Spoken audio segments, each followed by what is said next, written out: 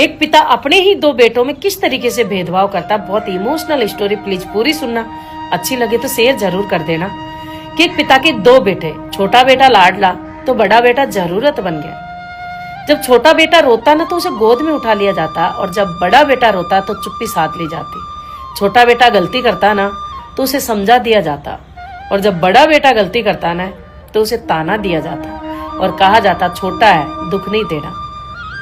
बड़े बेटे को खेतों में काम करने के लिए भेज दिया गया और छोटे बेटे को कॉपी किताब लेकर स्कूल के लिए भेज दिया गया। एक दिन बड़े बेटे ने अपनी माँ से कहा, माँ, बाप का प्यार कैसा होता है?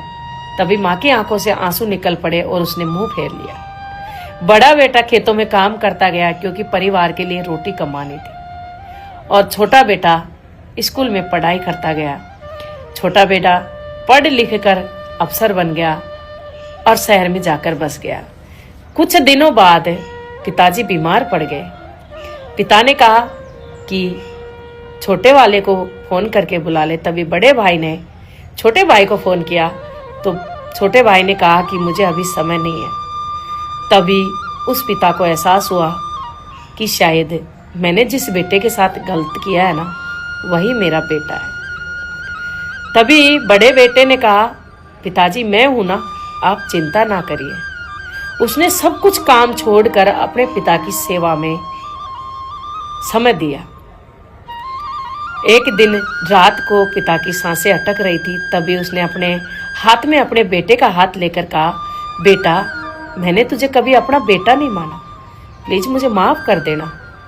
तभी बड़े बेटे की आंखों से आंसू निकल पड़े और कहा, पिताजी, आपका होना ही मेरे लिए। दूसरे दिन सुबह ही पिताजी की सांसें थम गई और छोटे बेटे को बुला लिया गया।